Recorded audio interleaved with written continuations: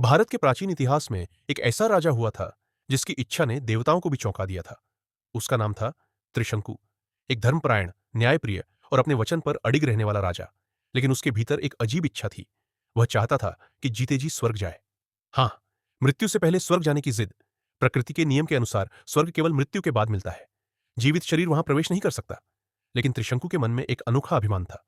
वह सोचता था, अगर मैं धर्मी हूं, सत्यवादी हूं, तो देवताओं को मुझे स्वीकार करना ही चाहिए। इस इच्छा से घिरकर वह एक एक कर सभी ऋषि मुनियों के पास गया।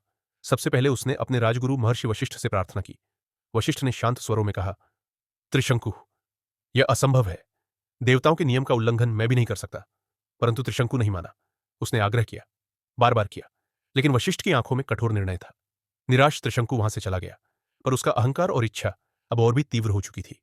कुछ दिनों बाद वह वशिष्ठ के पुत्रों के पास पहुंचा और फिर वही निवेदन किया। परंतु वशिष्ठ पुत्रों ने आवाज ऊंची कर दी। उन्होंने त्रिशंकु धर्म विरोधी, नियम विरोधी कहा। कुछ कथाओं में वर्णन है कि उन्होंने त्रिशंकु का अपमान भी किया, उसे चांडाल कहकर संबोधित किया। त्रिशंकु का हृदय टूट गया। राजा होकर भी वह स्वयं को अपमानित और असहाय महसूस करने लगा। अंत में वह पहुंचा महर्षि विश्वामित्र के पास। वह ऋषि जिन्होंने देवताओं को भी अपनी तपस्या की शक्ति से कई बार झुका दिया था।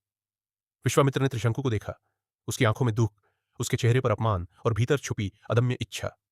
सब समझ गए। उन्होंने शांत स्वर में पूछा, राजन, तुम्हें किस बात का संताप है?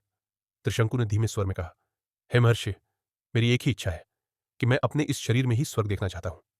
विश्वामित्र ने आंखें बंद की। कुछ क्षण तक मौन रहे। फिर धीरे से कहा, अगर तुम्हें अपमानित किया गया है तो मैं तुम्हारा सम्मान लौटाऊंगा। और यदि तुम्हारी इच्छा सच्ची है तो मैं तुम्हें जीते जी स्वर्ग दिखाऊंगा। त्रिशंकु की आंखें चमक उठी। उसे विश्वास ही नहीं हुआ कि कोई उसकी बात मान सकता है। लेकिन उसे नहीं पता था कि इस निर्णय से सृष्टि के नियम भी कांप उठेंगे। देवता भी विचलित हो जाएंगे। और एक दिन आसमान के बीच में लटकता हुआ एक विचित्र नया लोक जन्म लेगा। और उसी का नाम होगा त्रिशंकु स्वर्ग।